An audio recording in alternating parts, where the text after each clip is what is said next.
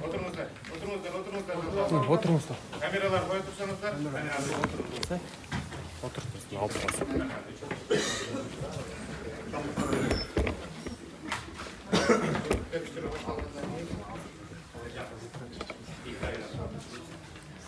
Камераны алып тұрыңыз ба екен? Рұқсат бергенде.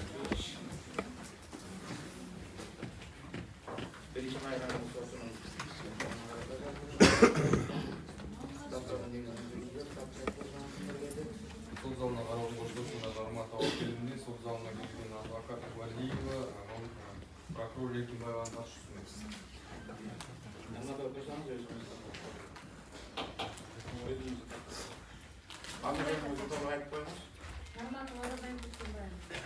Қашан қайда толғансыз?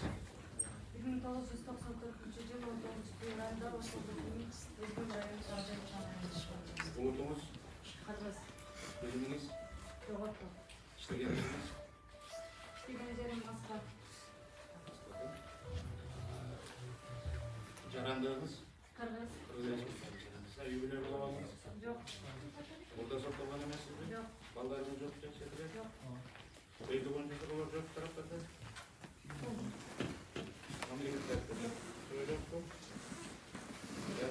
Oturmuş. Son paramız yerden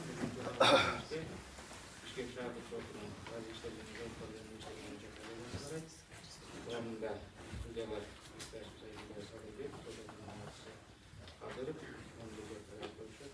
Eğitimine ocakta çoğu acıların katışında olan Atalan sasla karata başlar kalacak taraflardan Milli Proyekte Cumhurbaşı'nda erkekler bilirse bugünkü audio var ya. Audio video yazılmasına da giriyor. Ayaklaştırıp koyduğun sizin bildiğiniz için atışıyorlar. Özgürlüğün fikirlerini yapıyorlar. Çünkü uzun zamanlar Anadolu Cumhurbaşı'nın Komisyonu Kurasları Kodeksinde kararlarına uygulanan millet istirahatının çok eskilerine başlıyor.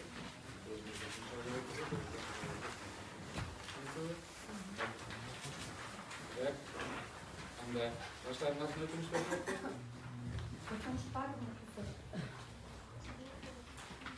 Narmat'ta bağlıdan bütün bazılarını Bişkek şehrinde Akkar rayonunun 60 yılının tutarlı saçlarını Sakirek Koçası'nda 18 objekti 7 başında yaşanan bir kısalı Laun Park 35 yıl ülkemizde 2. alınmalı.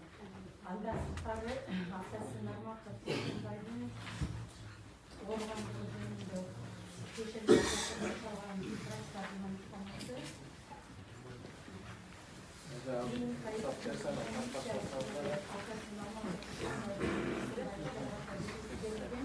эффективная болезнь клиническими положением почек, состояние инфекционного ишемического инсульта, гемокоррекция, хроническая почечная недостаточность, анемия второй степени.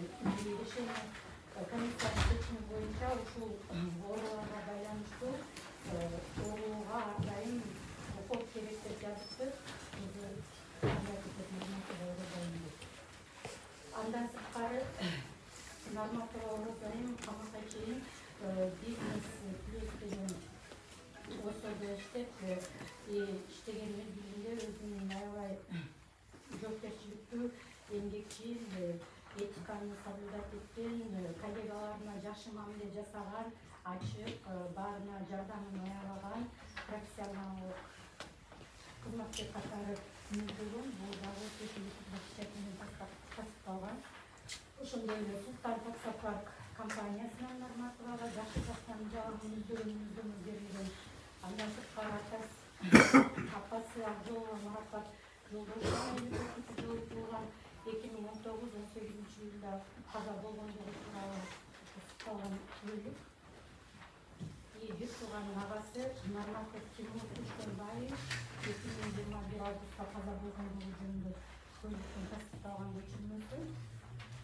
И андан сырткары медсервис медиант медициналык борборунан УЗИ жыйынтыктары Нарматова Орозайымга карата ушул эле жылдын 16 августунда өткөрүлгөн. 2 сентябрында өткөрүлгөн жана 29 августта өткөрүлгөн жыйынтыктары ортопедтин корутундусу шаардык поликлиника номер 18 Москва шаарындагы. Отырып алсаңыздар, сот залында сот көрүштүрүү болот. Отырыңыз. Отырыңыздар. Сиздер үчөөңүздөр отырыңыз. Пристав. Жок, отуруп алсак. Отыра аласыңыз. Сиздер. Отырыңыздар. Бизге өтүнүчүңүз болсо биринчи.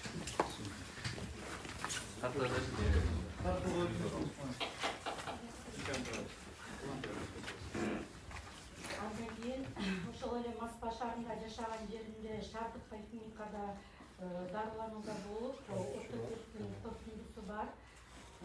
Бул жерде С-образный сколиоз деп атат. Отмечается асимметрия, разная высота лопаток, разное расположение уровней плеч, сутулость. При наклоне вперед отмечается сообразное искривление позвоночника. И лечениеден сырткары дагы сөзсүз турда аткарылышы керек деп рекомендация берген врачтар.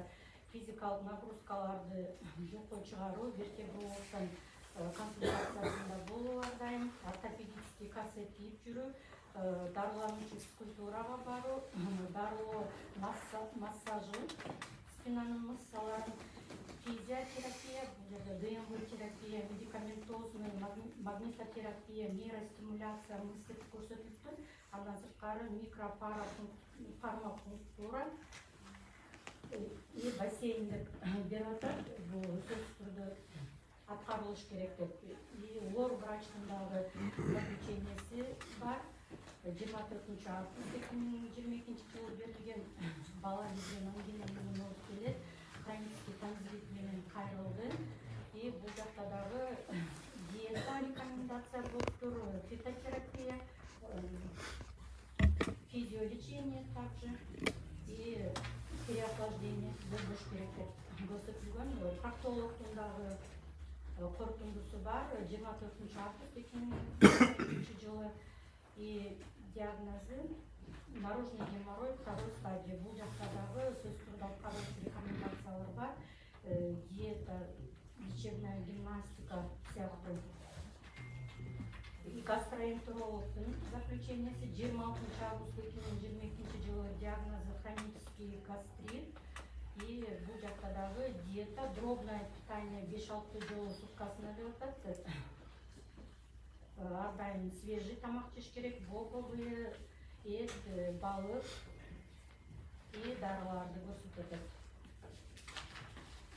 Ушул врачтардын заключениелерин көчүрмөсүн жана сколиозу бар экендигин тастыктоочу томографиясын оригиналдарын заверить этиш үчүн копияларын иш материалдарына тиркөө үчүн берем. Бишкек шаарында жашаган жеринде мындан бери жашай турган бир тууган тайкесинин үйү, и ал үйдүн техникалык паспорту бул жерде. Азыркы күндө тайкеси каза болуп, анын келинчеги Акжолова Меймангүл Жолдошовна мен ушул жерде туруктуу жашатканга макулмун, мурдадан келип кетип жүргөндө, биздин үйдө жашап жүргөндө ушул үйдүн сатып алуу келишиминдагы техникалык паспортунун көчүрмөсүн берген. И андан сырткары госрегистрдан үйгө болгон выписканы дагы көчүрмөсүн берген. Ушул материалдарды дагы иштин материалдарына кетирdim.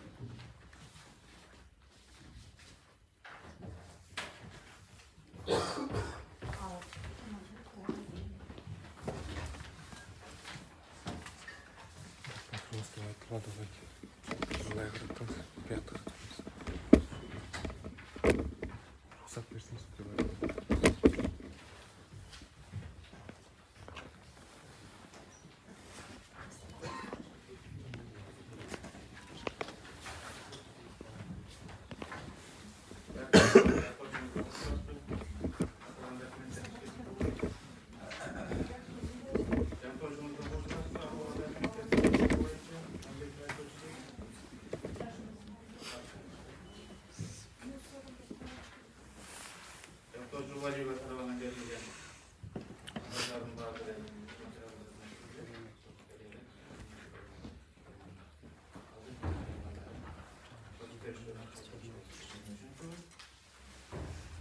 өтінішler жоқ болса, Екінші өтініш бар, Мақсұт.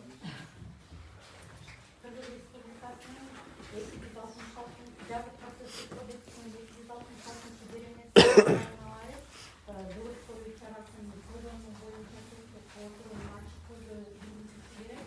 Ошол 266 негизинде бүгүнкү нормативдик базаның açık türde sorup jana video, audio, videolarga ruxsat beringlar degan. Арматова қолдайсызбы? Өтініш бойынша? Мамлекет тарапы.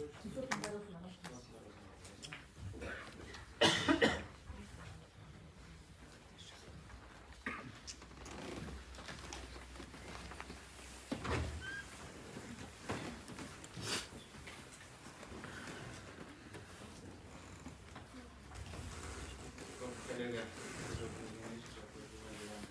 өтініші бойынша протоколдың жүргізілуін шешімі. Өтініш Қатырақ сөйлесіп, ештеңе болған жоқ. аудио, видео жазу жүргізіледі. Видео жазу сізде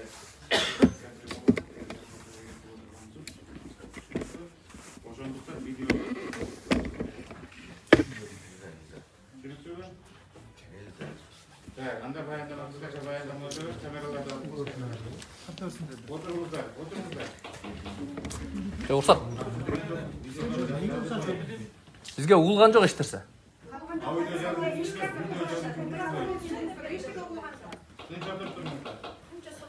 видео жазу жүргізілмейді, аудио жүргізіледі. Жоқ, неге особенный будет? Башқасына барын рұқсат беріп отпайсыздар. Барлығы соттарда рұқсат беріп отпайды. Барлығы сотқа қатысып келеді, рұқсат беріп. Не өзгөчө кызды бұл жақ. Решениеңізді башқадан шығарып сұраңыз сізден. Микрофонда Açık aykın boluşu көрсөтүлгөн бул негизги принциптердин бири. Буга соттун коллегия мен видео тартуу, аудио сотто толук түрдө ачып өткөрүү боюнча өтүнүшүндү негизсиз четке какты. Ошондуктан биз бул соттун коллегияга ишене албайбыз жана ишендирүүчүлүк видео жазушы жоқ, аудио жазу жүргізіледі. Видео фиксация бар, егер керек болса сала бересіз. Ачык өткөрүлбөдү деген. Сот буга чейинки сот отурумдарда баарында видео жазууларга уруксат берилген. Нормативага ошол эле кармалган жарандардын катарындагы жаран биздин мыйзамдар республиканын конституциясы дагы биз катышкан элер алып нормалардын алдында баардыгы бирдей укукка ээ деп көрсөтүлгөн. Азыр нормативдин башкалардан айырмачылык болуп видео тартууга уруксат бербей, ошол бирдей болбой жатат да, ошол иштеги башка катышуучуларга деле салыштырмалуу. Ошондуктан биз бул коллегияга ишене албайбыз жана Нормативсиз өтүнүш боюнча. эгерде жогору жактан кандай чечим келсе, ошого баш бериңиздер деп жакшы билем. Мага айырмасы жок. Видео тартылса Азыр жактоочубуз баштоочу жок. Өтүнүштөрдү кошуласызбы, кошулбайсызбы? Кошулат, мамлекеттер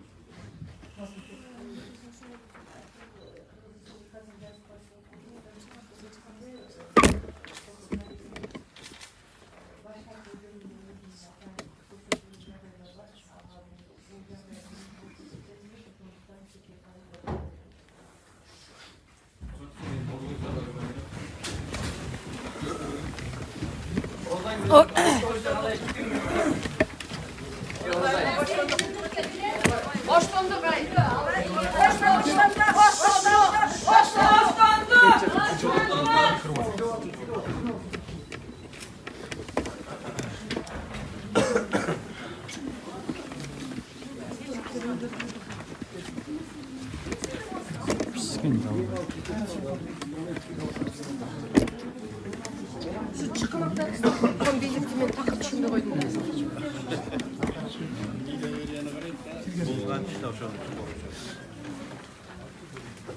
Жакшы болгон жок, жакшы болгон жок. Азыр киргенде.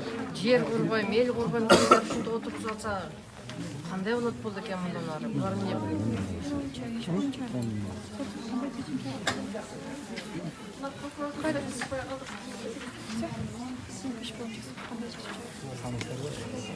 Буга чейинки чечимдер кандай болсо бүгүн деле ошол айырмасы жок деп чыгарат. Себеби Орозаев азыр өзү айтат, үстү жактан кандай чечим болсо, үстү жактан кандай силерге приказ берилсе, ошону аткара бериңиздер депчи. Ал деле билет. Ошондуктан алардан биги 24 адамды ошолордон башка өзгөртүүсүз чечим чыгарат бул суд. Себептен ушул эле судтор, жана күндө эле ушул эле судтор алардын иштерин караган. Ошого далил катары айтканда, бирөөсүн өзгөртүүсүз калтырып коюп, баарын бирдей калтырат. Менимче 72ге чыккан эжелди ушундай акыбалга калтыргандан кийин жаш кыз деле сөзсүз ушундай акыбалга калтырып келген. Урматтуу мекендештер, азыр бул жерде судья видео тартууга тыюу салган үчүн Орозбай Нурматовдун жактоочусу тарабынан судьяга ишендестик көрсөтүлдү.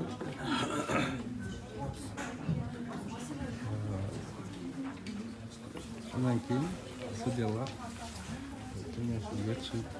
кеңеш чечим кабыл алууга чекке чыкты.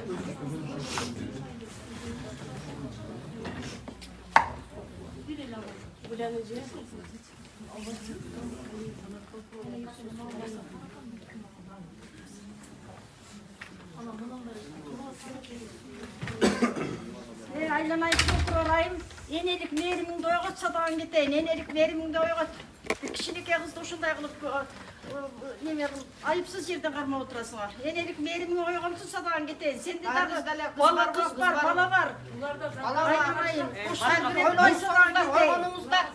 Geldi uça, eneleri sızladasızlar, sizlerde de kız var, bala var. Бул прокурор айым дайыма ушундай заказной материалдар менен иштейт. Ушундай саясий туткундарга иштейт бул айым. Булай акыры прокурорлорго неме люстрация кылбаса болбойт. Акыры сиз эле аягзак. Биринчи сот менен прокурорго люстрация баштайт. Бала бар, кыз бар. Бул аяк сооронбайдын ушундай ушундай иштерди кылган. Низамды чечип чыгарыңыздар. Нуртабаса картия кылбаса бул өз менели менен бөтөн жерде жашып турган иштеп жүрсө. Апасынан айрылды, байекесинен айрылды, эми атасы ооруп калат. Урлардын баары камалбай чыгат. Баш кеселер камалбай, туура сүйлөгөндөр камалбай. Мыйзам дейсиңер, мыйзам боюнча биринчи Мыйзамга кандай иштегени? Биринчи иштейбин десем, элден талап кылган. Кенендей кыздын эмнесине коркосуңар? Орозайдын эмнесинен коркутасыздар? Мен Орозайдын экинчи апасы болом мен. Ошо башчыңар дагы буйрук берип аткан силерге киши дагы айткан өз оозу менен.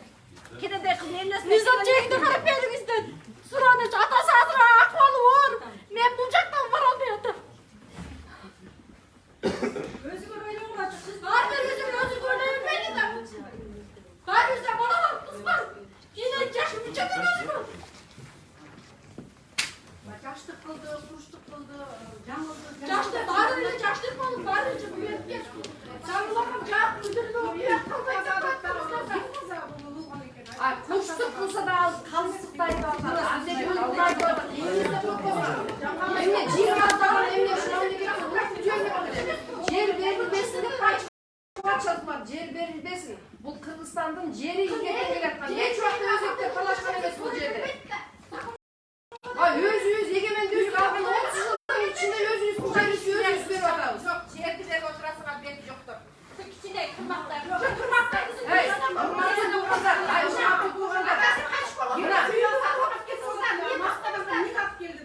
Мына 100 жылдын ичинде жер миллион болду. Дагы 100 жылдан кийин 14 миллион болсо, Кыргыз эли каяка барып жашайт? Тону башка учуна барып жашайбы? Ойлойсуңар кичине, мамлекетте 100 жыл мурункусун ойлойсуңарбы? Кийинкини тойлойсуңарбы? Миллиарддан уйдаганда чыгып кетти. Миллиарддан уйдаганда Жерин элинде ошо Кыргыз элин жеринде отуруп өзүнүн келечегин баглар. Елin yerin деген Kırgızistan ne yapayım kamaltısıdır? Nizam çeyini çıkart berimizde. Bu büronun akşasını cevapla geri çok çıldı dışıya çıkıyorsunuz. Yerin de. Tümce yerin yaşayıp bizde bağlı kız var. Çındık suyuna da düşüyor öyle.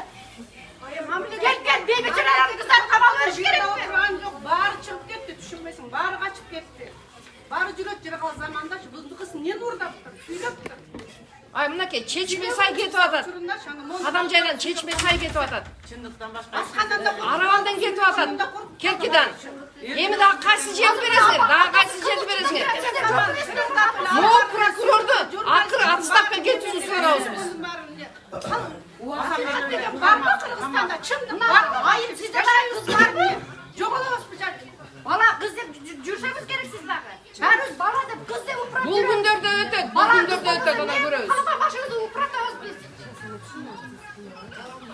Бүгүн мына Кыргызстанда биринчи кабыл Ченемде карап бериңиздер. Боштондук берилсин, алгыстап түшүнөт. Мындан кийин дагы Бошондук берилсин бул кызга. Бирөөнүн бийлиги басып алган жери жок. Чындыкты сүйлөп атат. Элим жерим деп чыгып атат. кереги жок, мамлекет дебиш керек. Өзүң үчүн жашаш керек. Мамлекет Анда өзүң үчүн деле жашай бериш керек экен. Мамлекет жөнүндө сүйлөбөш керек экен. Президент болгондо кудай. мен эч жакта эме чындыкты көргөн жокмун. Мыйзам такыр иштебейт экен Кыргызстанда. Мыйзам ошол. Мыйзам иштебейт экен эч жерде. Эч кимден коркпойт экен. Баары эле бүт акча менен бүтөт экен. Тааныш акча бүттү жабылып калат. Көрүнөм көп нерсенин баары. Хандын убагында да, бийдин убагында дагы аял кишини эч убакта зынданга салган эмес. Мына ушул цивилизованный 20-кылымда аялдар түшүп атат түнкү. Кылмышы жок десе, кылмышы жок. Нызам чегинде кайтып бересиздер. Чындыкты биз 25 жаш карагычтар нызамга туура келбейт. Кыргызстанда канча митинг чыркырап калат. чындык орнобой жок.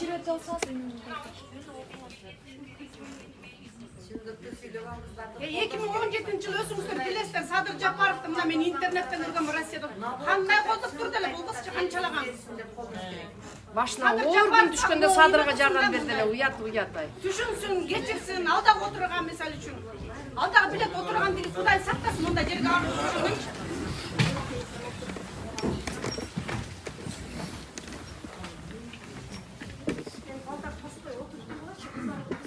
Oturunuzlar var.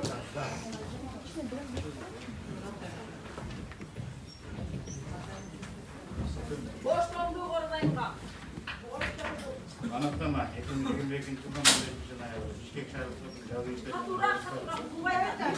Görüşler Gözde İşleri Vanşot Kalegası Kur'an'da Türeğalı Kılıcı Gitse Şurayları Sayın Sadır Bey Sadır ары каратыңыз камераны. Кичине мындайраак кылып. Бишкек шаарында Тергөө судьясының 2022 жылдан 29-октябрында айыпталушы Нурматова карата макал түрүндө бөгөт коюу чарасы тандоо жөнүндө апелляциялык арыздын негизинде соттук териштирүү карата берилген баштапкы өтүнүчүн карап жактоочу Убайлованын өтүнүчү негизсиз соттук коллегия эсептейт, анткени соттук териштирүү ачык түрдө өткөрүлүп жатат, ал жерде жалгылар жүргүзүлүп жатат. Ошол Кыргыз Республикасынын кылмыш процессуалдык кодексинин 63-64 бөлүгүнө эсептеш боюнча өндүрүшкө катышуу, жокко чыгаруу жагдайлар жана судьянын ишти кароодо четтетүү кароо кайталап катышууна жол бербестиги көрсөтүлгөн. Ал эми ушул кодекстин 65-бөлүгүнүн 4-бөлүгүндө сот адилеттин жүзөгө ашырууда негизсиз баш тартууга жол берилбестиги, 5-бөлүмдө судьянын четтетүү жөнүндө негизсиз билдирүү канааттандырууга жатпай турганы көрсөтүлгөн. Соттук иш материалдарын изилдеп, өтүнүчтүн жүйөлөрүн талкуулап, тараптардын пикирин угуп, аларга ар тараптан укугу айырып, Кыргыз Республикасынын кылмыш жаза процессуалдык кодексинин 67-63-68-3-4 бөлүгүнөн жетекчилик алып аныктайт. Жактоочу Убайлованын соттук курамына карата баш тартуу берилген өтүнүчү канааттандыруусуз калтырылсын, аныктама жарыяланган учурдан тартып мыйзамдуу күчүнө берет жана тартууга берет. Соттук беришин улантабыз. Камераны өчүрүңүз койду. Микрофон менен сүйлөбөсүңбү? Боштондук! Боштондук! Боштондук! Боштондук! Боштондук! Боштондук! Мыйзамды сактайлы.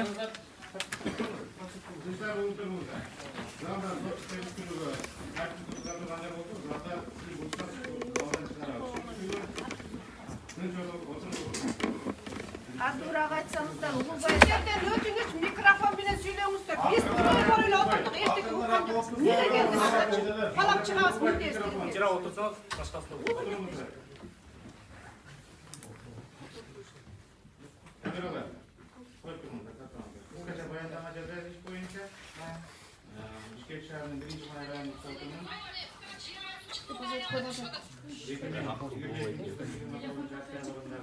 toplamının negizinde Kapadokya Respublikası'nın İçişleri Bölümünün tergov hizmetine tergovçusu tergov тобунун жетекчиси Жапаевдин 4-чү канаттандырууга айыпталуучу Нарматова Оразайым Көчкөнбаевага карата сотто колдонулган камак алуу түрүндө жолоочу чарасынын өтүп 2022-жылдын 20-декабрына чейин Кыргыз Республикасынын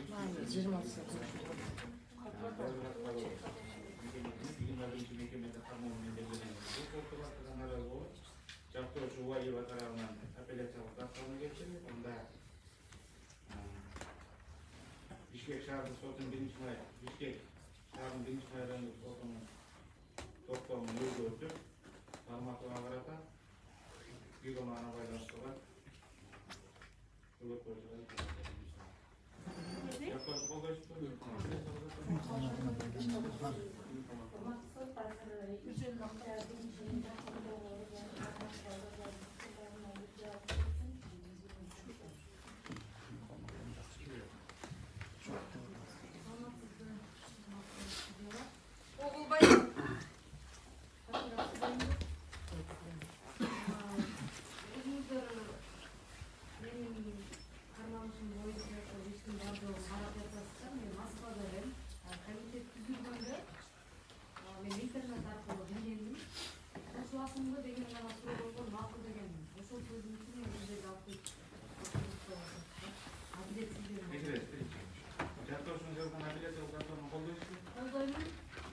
Ошол боюнча да өзүмдүн ой пикиримди айтып кетейин деп атам да. Биринчиден, бул таптакыр акыл эске сыйбаган нерсе мамлекеттин түзүлүшү, конституциянын белгиленген жаран катары өзүмдүн укугумду, милдетимди жакшы билем. Конституциядагы милдетиме ылайык гана укугума байланыштуу өзүмдүн ой пикиримди айтып келем. Жактоочунун баардык сөздөрүнө кошулам. Табияттын мыйзамына карап адилеттүү чечим чыгарып бересиздер деген үмүттөмүн. Иш боюнча эмнени сурайсыздар? Иш боюнча мен эч кандай күнөөм жок. Абсурд мунун баардыгы. Бөгөт коюу чарасы боюнча. Бөгөт коюу чарасы боюнча ошол бүгүнкү бөгөт коюу чарасын карап берүүңүздү өтүнөм.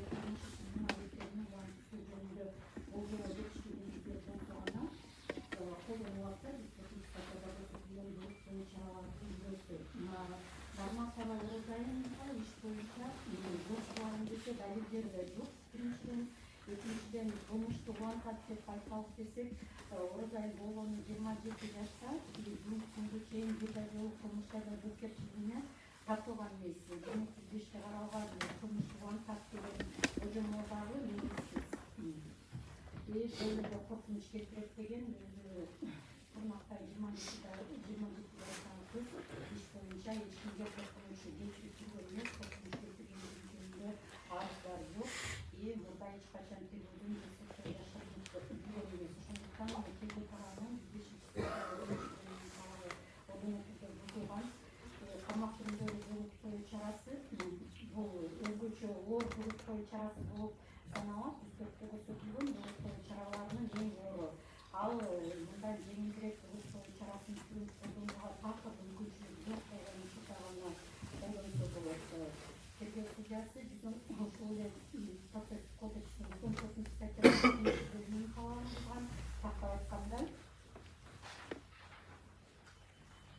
бүгүт той чарасы жогоруда айтылгандай башка жеңил колдонбогондо гана камактылык тандалат. Камакка алуу түрүндөгү бүгүт той чарасын колдонууда тергөө судьясынын токтомунда сот мындай чечим кабыл алынган конкреттүү иш жүзүндөгү жагдайлар көрсөтүлүүгө тийиш. Соттук отурумдун жүрүшүндө текшерилбеген же болбосо процессуалдык кодекстин талаптарын бузуу менен берилген маалыматтар мындай токтомдун негизине болула турган жагдайлар боло албайт.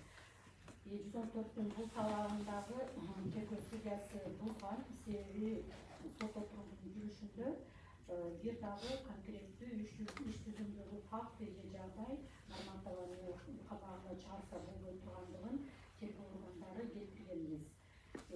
Негизи эле айыпкердин тергөө органдарына жашырып кетүүгө болгон ниетин, анын өзүнүн жашаган жерин өзгөртүү үчүн жасаган кыймыл аракеттерин тергөөгө алып келүү жөнүндө иштөөчүнүн тапшырмалары аткарылбагандыгы жөнүндө оперативдик кызматкерлердин рапорттары боюнча келбей койду деген, же болбосо айыпкердин жашаган жерин аныктай албай жатабыз деген рапорттары, айыпкер шашылыш түрдө мүлкүн сатып жаткандыгы жөнүндө аныкталган фактылардын болуусу, сырткы келбетин өзгөртүп, пластикалык операцияларды жасатып, паспортундагы анкеталык маалыматтарын башкага өзгөрткөн фактылардын болсо гана жашырынып кетүүгө ниети далилденди деп эсептесек болот. Тергөө судьясы сот кароо отурумунда тергөөчүнүн тарабынан же прокуратура тарабынан ушундай жагдайлар нормативага карата бирөөсү дагы келтирилбеген, бирөөсү дагы өзгөртүлбөгөн эске албай койду. Бул комуш иши 20-октябрь 2022 козголуп, 23-октябрь бардык массалык кармоолор, массалык маалымат аракеттеринин баардыгы белгилүү болгон. Бул жагдай нормативага деле белгилүү болчу. Норматива 27-октябрь кармоолордо. Эгер жашырынып кеткиси келсе, максатларынан 4 суткадан жашаган, турукта жашаган квартирасын өзгөртүп, же бир башка шаарга, же бир политикалык партиялардан башка кетүүгө мүмкүнчүлүгү болгон. Тескерисинче ошол политикалык партиялар башканы берет, мисалы эч кандай жок, менен кал дегендин арасынан өзүнүн каражаттарынан билет сатып алып, Бишкек шаарына учуп келген. Кыргыз Республикасынын жаздык бул жагдайлардагы Орус айылдын жашып кетүүгө ниети, ою болбогондугун түшүнүп далилдеп турат. Процессуалдык кодекстин 196 статьясынын талабына бул ою шектүү же болбосо айыпталуучу чакыруу кагазда алга кандай сактап ким тарабынан качан баш керек, ким каршы адвокатты чакыруу угуп, ошондой эле көрсөтүш керек. Ошол эле статьянын 2-бөлүмүндө чакыруу кагазы чакыруу адамга кол койдуруу аркылуу берилет. Эгер ал жок болсо, бийлөөсүнүн жаш мүчөлөрүнүн бирine Орус айылдын Кыргыз Республикасынын аймагында жашап жүргөн материнасынын мындан сырткары адам туракка электр жана почта байланышынын башка каражаттарын пайдалануу менен чакырылышы мүмкүн. Умумдук электр байланыш каражаттары аркылуу чакырылган адамдын туракка келбей коюусу алдын берүү үчүн даже боло болот да, аны үчүн. 3-бөлүмүндө туракка чакыруучу адам дайындалган эмнеге келбей калган себептерин жөнүндө тергөөчүгө алдын билдирбесе гана мажбурлап алып келиши деп көрсөтүлгөн. Нормативанын Москва шаарындагы туруктуу жашаган жери тергөө органдары тапшыргандыктан 25-октябрь күнү издөө жарыялап, бир күндө эле тергөө сотунун аркылуу соттон камакка алынгандары бир суткадан кийин туруктуу жашаган квартирасына барып атат органдардын кызматкерлери. Мындан биз дана көрүнүп турат да, нормативанын кайсы жакта жашагандарыбын алдын-ала билишкен бирок эскертүүмөр кабыл алынды. Социалдык тармактарда ошол эле Facebook, Instagram, YouTube социалдык тармактарын колдонуусу бул тармактарда деле чалуу мүмкүнчүлүктөрү бар, катчуу мүмкүнчүлүктөрү бар. Социалдык кодекстин талабы боюнча камсыз кылуунун баардык мүмкүнчүлүктөрүн колдонуп гана таптакыр жашаган мүмкүн болбогон гана адам белгилөө жарыялаш мүмкүн. Тергөө органдары нормативанын берүүсү үчүн бир да мүмкүнчүлүктөр колдонбой туруп, бир да жолу телеграмма же кат же телефон чалып жүргүзбөй туруп, сырттан санкциясы камакка алуу жөнүндө токтом кабыл алган. Ал эми тергөө судьясы ушул катышмалардын бирөөсүнүн аткарылганын же аткарылбагандыгы жөнүндө маалымат жок экендигине карабай иш материалдарында сырттан токтому кабыл алынган. Бул жагдай менен нормативага качууга аракет жасагандыгын далилдеп турат. Андан сырткары тергөө судьясы кылмыш оор деп өзүнүн токтомунун негиздеринин бирөөсү катары келтирип атат. Кылмыштын оордугун эске алып камакка алууну колдонууга мыйзамсыз, себеби кодексинде кылмыштын оордугу камактын бирөктөрү чарасын колдонуу үчүн негиз болуп каралган эмес. Андан сырткары тергөөнүн жүрүшүндө кылмыштын шайлык картасы бир эмес бир нече жолу өзгөртүлүшүн, тергөө амалдары жарандын жумушу барды жасалаган эместигин териштирүүнү сурттады.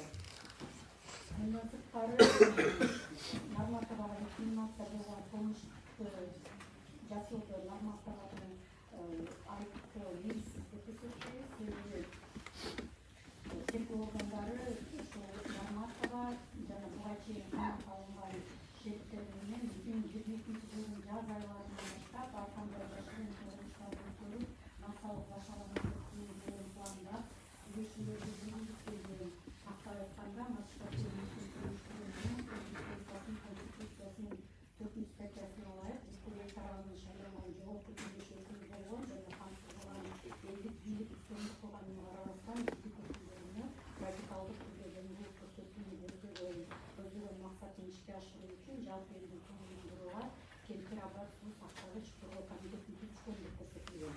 Туура. Бирок бул 4-статья 33 статьянын 3-бөлүмүндө Конституциянын башкармаларын ар ким мамлекеттик бийлик органдарынын, башкаруу органдарынын жана кызмат адамдарынын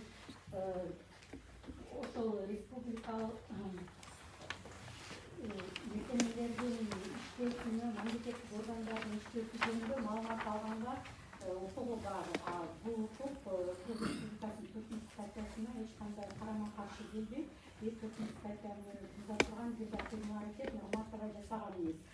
Кемпир Абад суу сактагычы жөнүндө суроо кече жакында эле чыкты. 2022 жылдын жаз айларынын башында ал жөнүндө сөз жок болчу.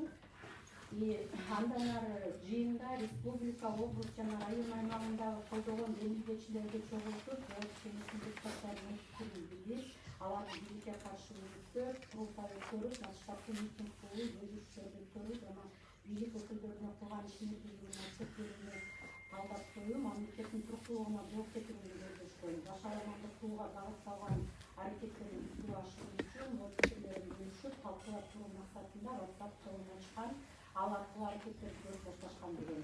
Нормативанын башка адамдардын аракеттерин конституциялык түзүлүшүнө жол четилүүнүн, мамлекеттин туруктуулугунун жоголушуна алып келген жарандарга зомбулук көрсөтүлүшүнө, мүлктөрүнүн талкаланып, өлкөлүк жок болушуна алып келген атуучу куралдар, жарылуучу заттарды колдонуу менен бийлик өкүлдөрүнө куралдуу каршылык көрсөтүүгө алып келген массалык башарамандыктарды уюштуруу боюнча аракеттерди жүргүзүшкөн жана бул аракеттер көз карандысыз себептерден улам аягына чыккан эмес. Себеби укук коргоо органдары тарабынан кылмыштуу аракеттерге бөлөктөрү коюлган.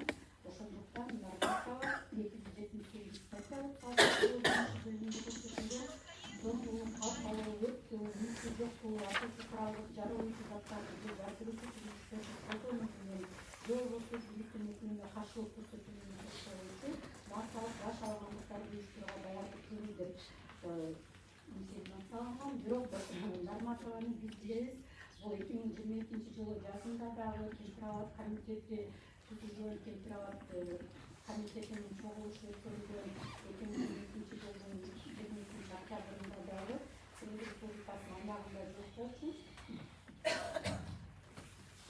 Нормативаны массалык башалгандыктарды уюштурууга даярдык көрүп жаткандыгын бир да далилдеп, тергөөчү ушул камакка алуу жөнүндө иш материалдарында келтиргенбиз, сот отурумунда дагы көрсөтүп бере алганбыз.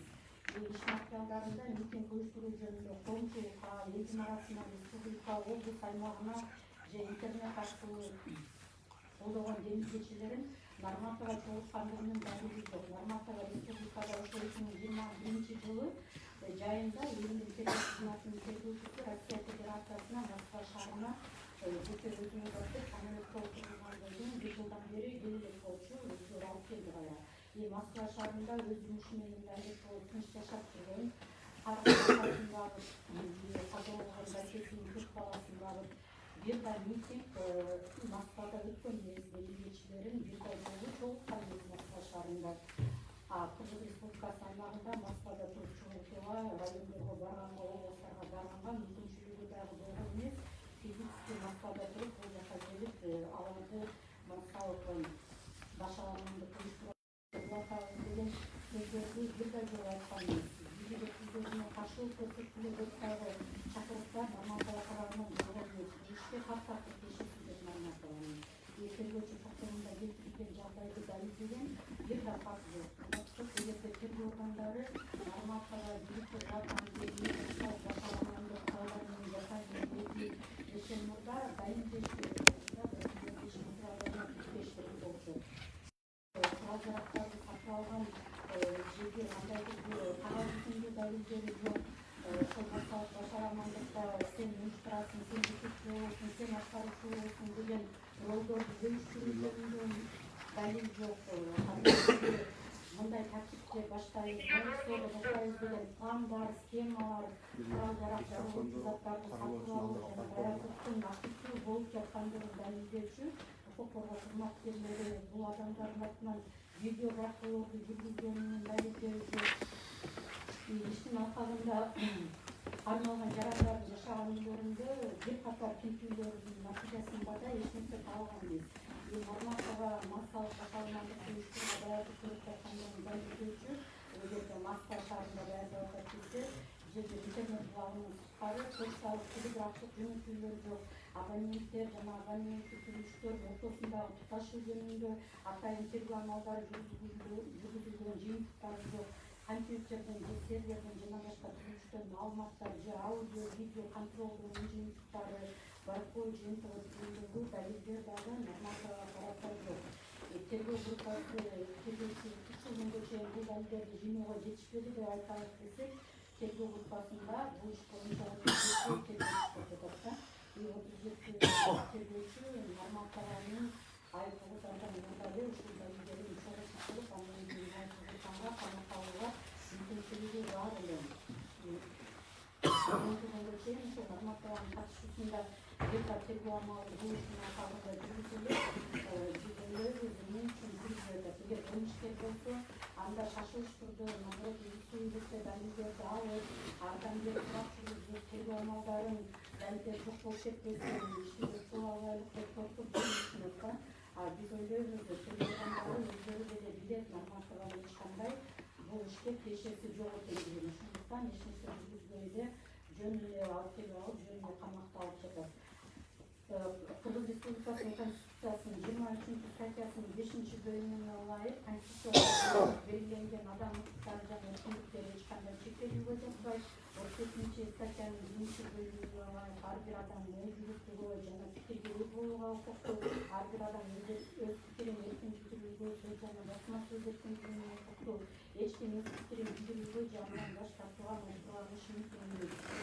4-бөлүмдө бир гана басмырлоого, кастыкка же зомбулукка чакырган улуттук, расалык, диний же көрүнүштүү жөндөрлүк социалдык үстөмдүктү бүктөөгө гана бул жерде эч кандай расалык, диний көрүнүштөрдү Нарматова айткан эмес. Болгону 23 статьяда 1-2-3-бөлүмүндө көрсөтүлгөн өзүнүн пикирин айтканына кол колдонулган. 5 статьяда Кыргыз Республикасында адамдын жарандык укуктары, эркиндиктери эгер укуктун жалпы таанылган принциптерине чегиштирилген каралган мыйзамдарда белгиленген тартипте күчүнө кирген эл аралык келишимдерге ылайык таанылып жана мамлекет тарабынан түзүлгөн. 57 статья ар бир адам биринчи мыйзамда каралган тартипте далилденишинче мыйзамдын күчүнө кирген мисалы боюнча кылмыш жасаган же билбеген эсептелинбейт. 8 статьясы ушул Конституциянын республикасында адамдын жогорку укуктары, эркиндиктери, кызыкчылыктарын ишке ашыруу үчүн коргоо үчүн саясий партиялар, бийликтер жана башка коомдук бирикмелер түзүлүшү мүмкүн.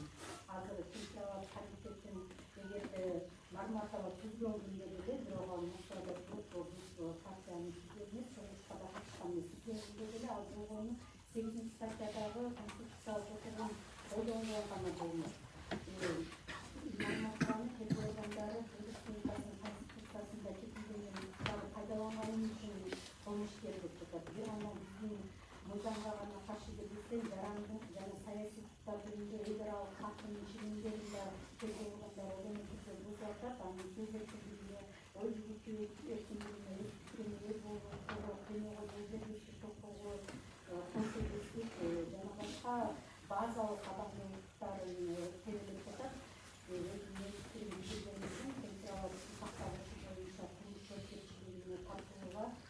Конституциядагы эл аралык чыгымдер дагы жол бербейт. Жазык кодекстин 1-статьясынын 1-бөлүмүндө чарасын колдонууда 5-беренедеги негиздерди түзүш керек. Сот айыптын негиздүүлүгүн, айыпталуучунун инсандыгын, анын жаш турагын, ден соолугун, үй бүлөлүк абалын, ишинин түрүн жана башка жагдайларды эске алыш керек. Биз өзүңүздөр уккандай иш материалында айыпты негиздеген бир далил жок. Айыпты өзү негизсиз болот. Айым болсо анын камакта калтырууга мүмкүнчүлүк көрсөтүлгөн. Камакта калтырыш үчүн жаранды 4 белгилер керек. Эгерде анын Кыргыз Республикасынын аймагында жашаган жери жок болсо, яки Бишкек шаарында жашаган жери бар экендигин паспорт боюнча аныктаманы бердик соттук коллегияга. Экинчи негизи Кыргыз Республикасында анын инсандыгы аныкталбаганда, нормативанын инсандыгы жеке паспорт менен аныкталып турат. Ал паспорттун оригиналындагы чектөлүк, сол паспорттун загран паспорттун оригиналындагы күчүмөлөрүндагы текшерүүлөргө бергенбиз. Үчүнчү негиз дагы мурда бөлөктөн чарасын бузса, жер келгенден туттан жашырып кетсе деген. Мурда бөлөктөө чарасы нормативага карата колдонулган эмес. Мыйзамда өзү бир да негиз жок деп атат да, мындан камакка калтыруу. Андан тышкары тергөө судьясы Бекенов нормативага карата 25 октябрь 2022 жылы камакка алуу бөлөктөө чарасы суттан колдонулган. Соттун тарабынан токтом жүргүзүлгөн мыйзамдын күчүндө жана милдеттүү аткарууга жатат. Бул токтомго ылайык айыпталуучу кармалган учурдан тартып 45 сааттын ичинде колдонулган бөлөктөө чарасынын милдетин белгилөө же түрүн өзгөртүү үчүн тергөө судьясы айыл сезиминде көрсөтүлгөн деп өзүнүн токтомунда жазат. Октябрда чыккан. Андан ары айтылат, мындай жагдайда жазык кодекстин 1-статьясынын 3-бөлүмүнө ылайык тергөө судьясы тарабынан айыпталуучу нормативага карата сырттан колдонулган бөлөктөө чарасын мөөнөтүн белгилөө же бөлөктөө чарасын өзгөртүү жөнүндө гана каралып жатат.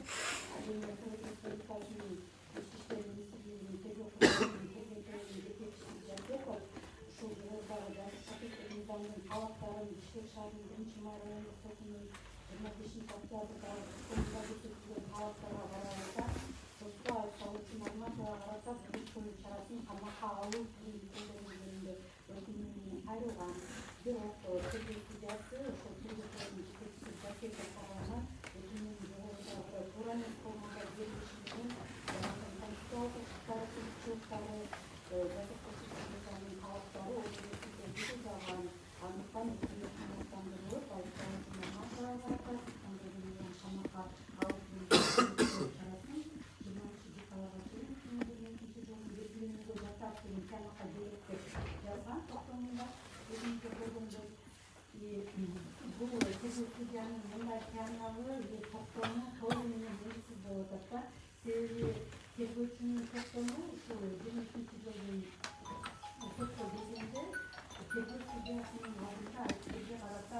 ауыл түрінде бюроктой турасында жумуга өтүнүчтөр жөнүндө токтом. Демек тергөө судьясы ушул токтомдо болганда суроонун чечкен укугу бар эле. Мунун сыртына чыккан укугу жок болчу. Ал өзүнүн баруусунда өзгөртүп тергөөчү суралаган чечимди кабыл албаш керек болчу да. Же каттабаш керек болчу мындай токтомду мыйзамга туура келбегенден кийин, же болбосо каттаган болсо анда отказ чыгарыш керек эле, канааттандырбаш керек болчу. Бул негиз, бул мыйзам жазык процесстик кодексинин 38 статьясынын 4-бөлүмүндө көрсөтүлгөн. Ага ылайык тергөө судьясы кодекске ылайык иштин маңызы боюнча чечүүдө соттук кароонун керемети болушу мүмкүн болгон маселелерди алдын ала текшериши керек жана тергөөнүн багыты жана тергөө аракеттери жүргүзүү жөнүндө көрсөтмөлөрдү бериши керек. Прокурордун жана сотко чейин өндүрүштү ишке ашыруучу адамдардын ордуна аракеттерди жасабашы жана чечимдерди кабыл албашы керек деп көрсөтүлгөн 38 статьяда. Дүйкенов ушул 38 статьянын 4-бөлүмүнүн талаптарын прокурордун жана тергөөчүнүн ордуна аракеттери бузулган. Алар жасай турган аракеттерди аткарып, алардын ордуна чечим кабыл алып берет экен. Нормативага карата соттон камакка алуу түрүндөгү бөлүктөрү чарасынын 2022 жылдын 20-декабрына чейин кармоо жөнүндөгү өтүнүмдөр менен Жапеков кайрылган эмес. Тергөө судьясы өз алдынча тергөөчүнүн өтүнмөсү жок, башкача чечим кабыл алып, өзүнүн оюн дагы талкалап кеткенге укугу жок эле. Тергөө жогоруда айткандай, мындай мыйзамдык өтүнмө менен кайрылганда өтүнмөнү каттоодон башташуу укугу бар эле. Эгер өтүнмөнү издебей туруп каттап алган болсо, өтүнмөнү канааттандыруудан толук баш тартыш керек болчу. Мындан биз көрүп турабыз, урматтуу тергөө судьясынын нормативага карата 29 чыгарылган токтому толук мыйзамсыз жана биз ошол жокко чыгарып берген деп апелляциялык составдын бекитилген токтом бүгүнкү сот отурумунда толук жокко чыгарууга жатат. Андан сырткары жазык процесстик кодексинин 100-статьясында көрсөтүлгөн кармалган айыпкер же шектөө соттун чечими менен бошотууга тийиш 1-пункту 1-бөлүмү кылмыш жасоодон шектүүнү далилденген. Нормативанын шектүүнү бүгүнкү күнгө чейин далилденген жок. 3-бөлүмүндө камакка алуу түрүндөгү бөлөктөө чараларын колдонууга негиз баруу керек болсо, биз 114-бөлүмдөгү негиздердин баары нормативага жооптун далилдеп бердик. Кийин мыйзамдыгын эске алыш керек. Мыйзамдыгын эске алсак, нормативага органын бүгүнкү арган Мурчан атасынын жалгыз гана багуучусу. Элибизде казалып калган ишчимизде андан кийин 2 жылдан кийин бир тууган агасы каза болуп атат. Азыр бир эжеси жалгыз нормативага калды да. Эжеси өзүнүн үчүрөсү менен, өзүнүн чеде жаш балдары менен атасын күнүсүз кабыл көрүп, күн сайын атасынын жанында жашоого такыр мүмкүнчүлүгү жок. Себеби жолдошу жаш балдары бар. Бир гана норматива үйдө эркек жалгыз бала болгон, ал дагы жок. Агасынын дагы 4 чеде жаш балдары калган. Атасынын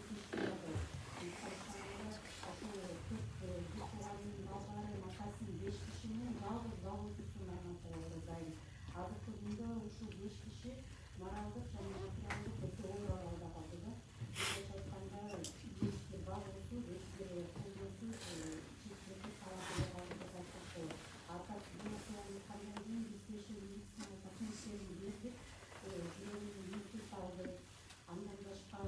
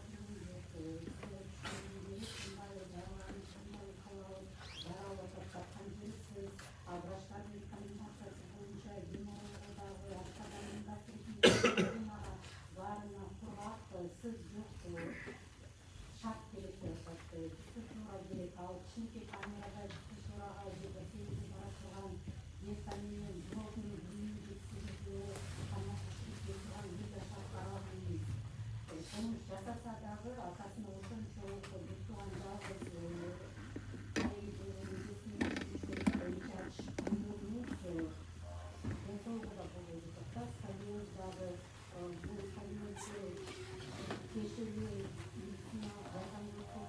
убагында карабатса ал майсыз калып келет. 27 жашында экен окууга чыкканда майсыз калса жин жөтөлөт. Ушул балалар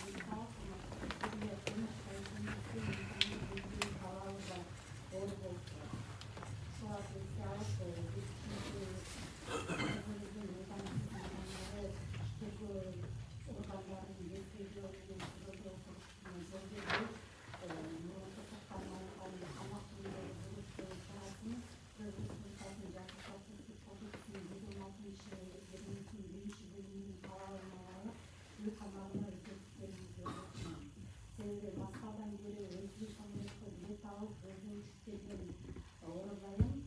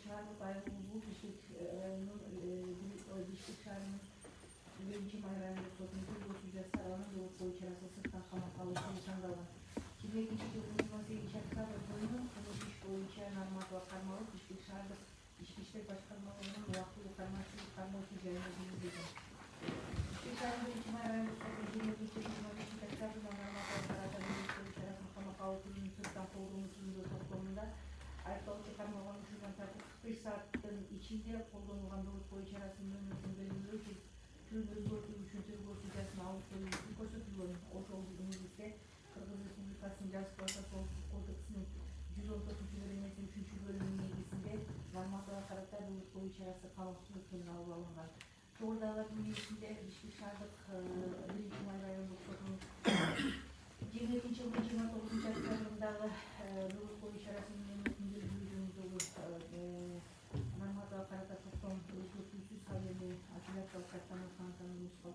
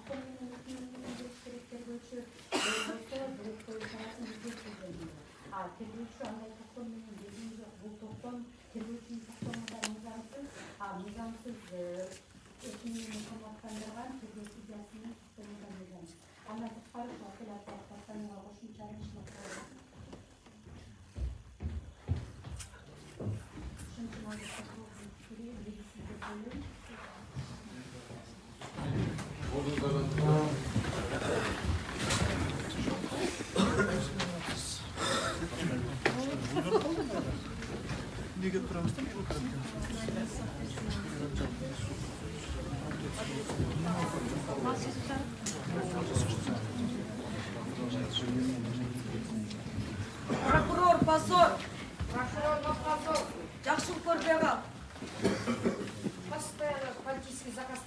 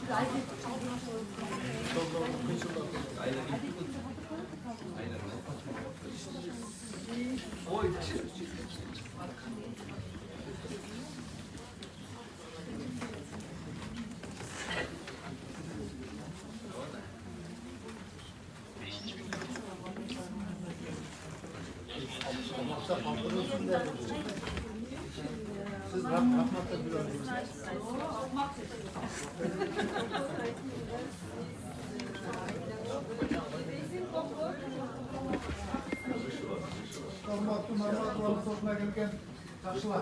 Sırttan çıkandan değil, resmi kayrılsan koysak. Şimdi işte kadar düşünmüşler. Köpüğe şunları kayrılınca koyup bana alıp ağır bir masada.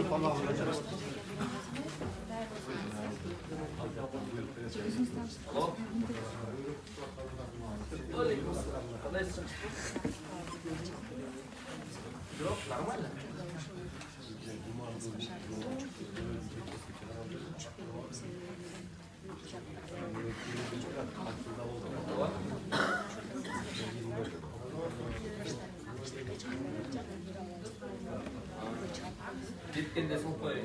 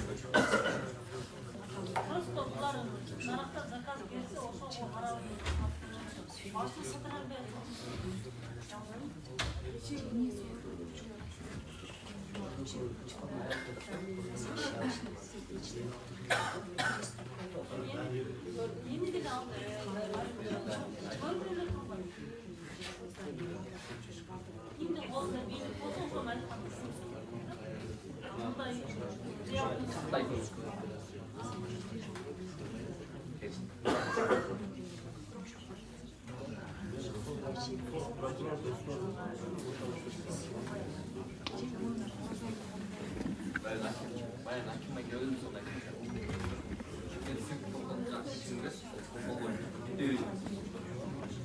Yok da abi sınıfta yok. Ne demiş?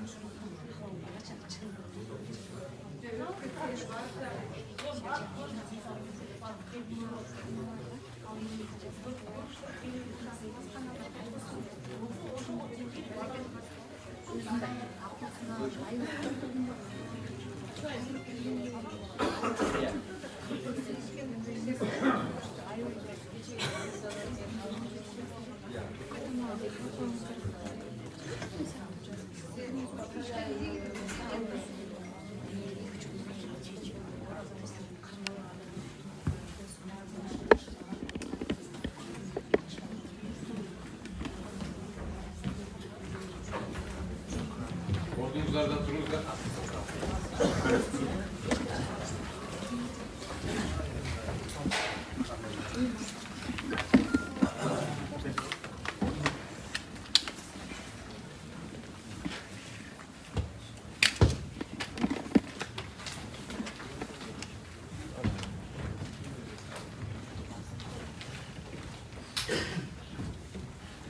Suat Tuğra çeçim çıkarıp veriniz. Anıklama 2022 yıldan olarak kullanılacak Bişkek şahı sorumlular işlerine çocuklarının görüşlerine tabiat kurumunda tarafından çalışmışlar. Burada varsa video sabırgeç, soda tutması kadır, mamleket hayatı şeklinde olacak duruşu vazı ve olsun anlatılmak tüzümüne açık sortu oturumda Bişkek şahının 1. Mayran'da sortunun devlet sütyasının 2022 yılına kavulunca Aktyabr'ında ve normatıva karata ama kalısırında Tandoğu jönünde doktoruna karata Japon Şuba Divanı'nın apelyatsiyalı arasındaki sotku material karalıp iş boyunca bayınlanan olup sotku derece apelyatsiyalı sotku materialdan kalkulap alar var taraflarına koy verip Kırgız Respublikası Kılmış Ceza Rassalı Kodeksinin 417-den yetekçilik alıp anıklaydı. Bişkek şahının 1. Mayran'ın sotunun tergö sudyasının 2022 yılının 29 Aktyabr'ınдағы айыпталушы Нығматова карата камакалуу түрүндөгү бөгөт коюу чарасын тандоо жөнүндөгү токтому өзгөртүүсүз апелляциялык арыз катнашкандырып калтырды. Төрагалыгынан судьяларым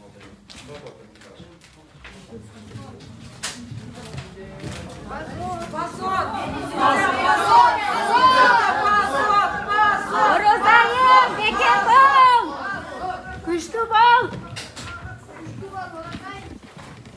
Оразайым, бұл жерді жегі қорғау, биік, бұл қылмыш емес.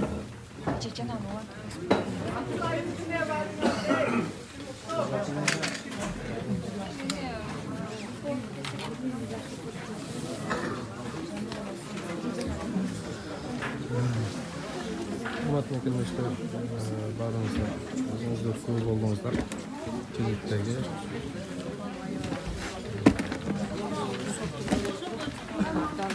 саясий буйрук жерді қорғау бұл қылмыш өкмөт курулушуна күбө болдук. 26 адам ошол жер Мырзаймен эч кандай күнөөсү жок экенин мен айтпасам мына билесиздер. Ошон үчүн Аллага аманат баарыңыздарды жалалардан сыяктуу кур кылматтан Аллахтын өзү сактаган болсун. Баарыбызга Алла бар. Урматтуу мекендештер, мен унутуп калыпмын азыр. Шамширдин оğlu Sırtta karlı jasayız dediler. Ben anla bir okuldan. Çaldırıp koyuyor.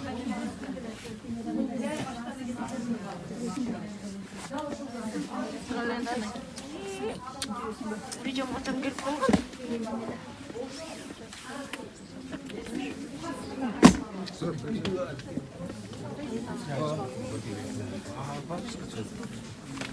Кандай жакшы келип алдыңызбы?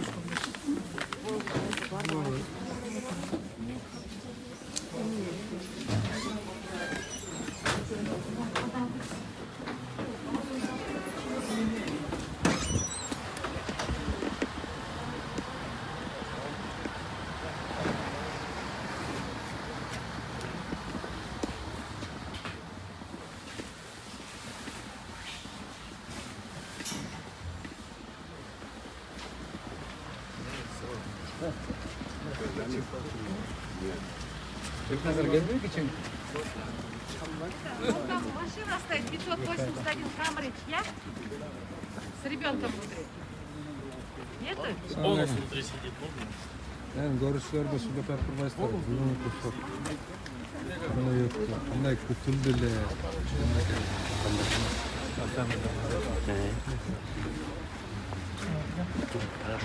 Sotga katışыңыздар.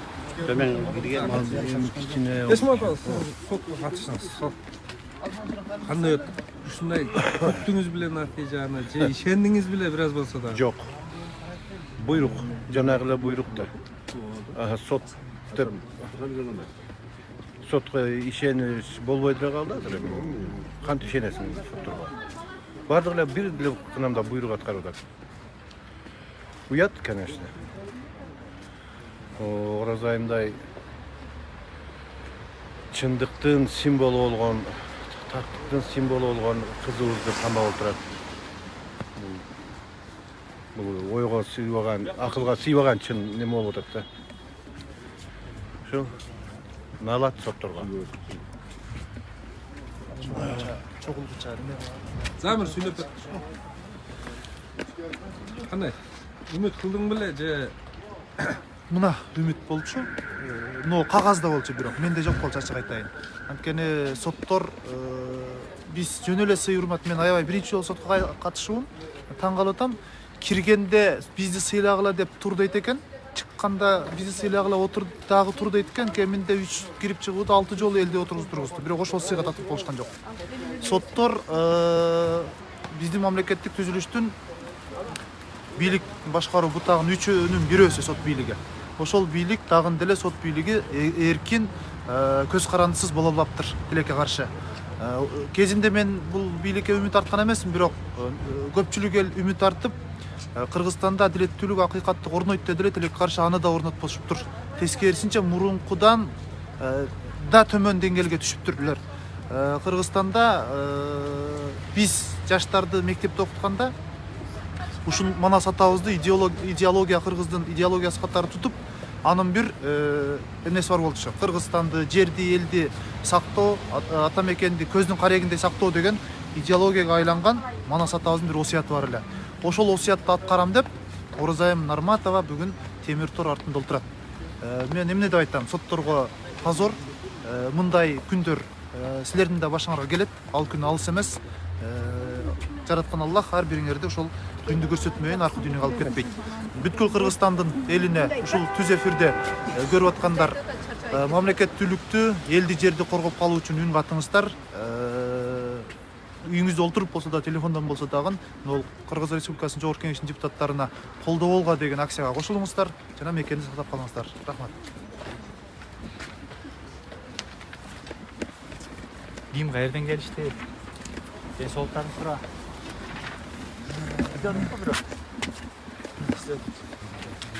Мынаны сүрүп кой. Экөөң бири-бириңерди таппай атасыңар, берди жүрөк.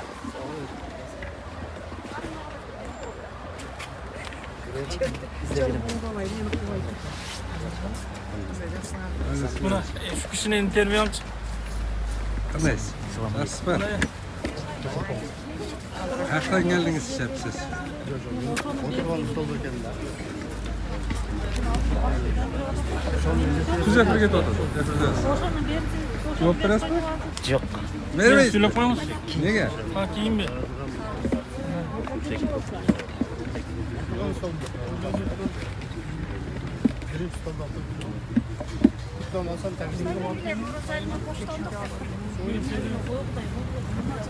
Gözler kopmuş. Ama ne oldu? En canlı bak. Oraz ayında boş dolduk.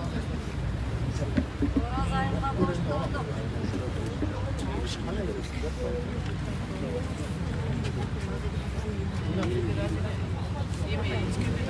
Мүмкін тыныштық демек lazım. Сөйлеген жетпейткен бәрі ше. 5 слов дегендей болчу. Тыныштық немесі береді. Жөн эле ушундай эле.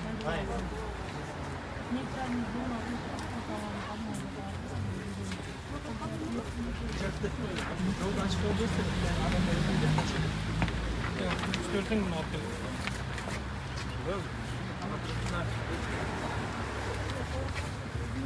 Akıllıca olur. Şu kuzu olur. O da özgürsün. Ne?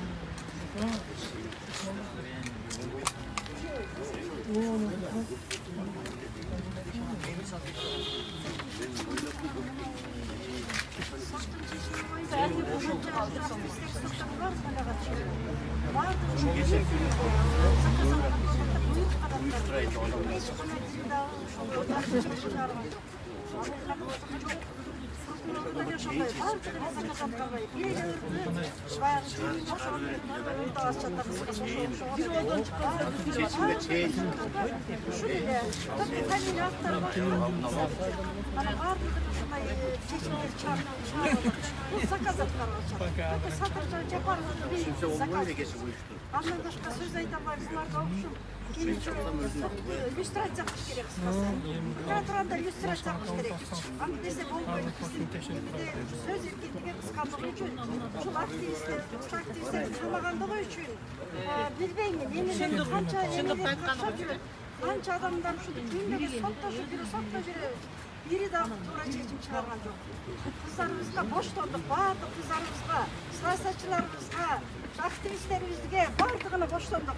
Ушу Орус айым кызыбыздын жашына эле чыгарып койсо болмок, кыз баланы түрмөдө кармабай.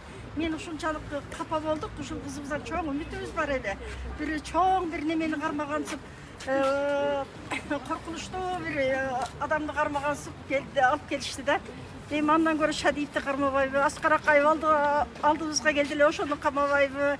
Ошол жерде деле толтурада канчалаган акчаларды уурдап кеткен саясатчылар бар, мамлекеттик казына кол салгандар бар, коркунучтуу адам өлтүргөндөр бар. Ошолорду кармап келсе болот эле да. Мынантип эми ушул биздин оозубуз ушинтип жабылабы? Мисалы үчүн журналисттер биздин үнүбүз болот. Биздин жүрөгүбүздө көйгөйүбүздү айтат. Ошол журналисттер болбосо, мынандай активисттерибиз болбосо, кандай кылабыз? Үндөбөй отуруп беришибиз керекпи? Жок, Кыргызстандай, каныбыздандай жок.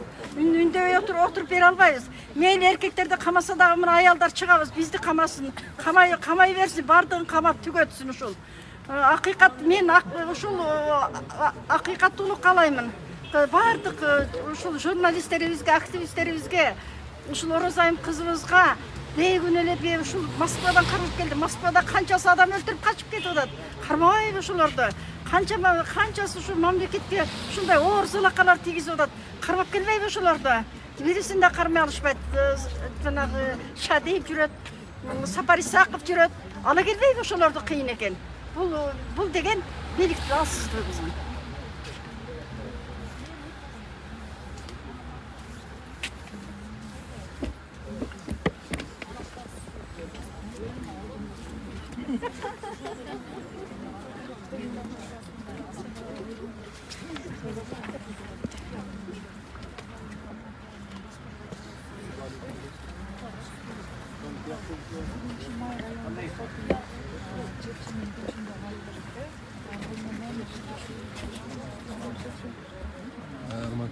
arkadaşlar. Soyun matlarının başlarından çarpan arası aksiyası oldu. Soktun adaletsiz seçimine kadar. Bu buyursa birazdan keyin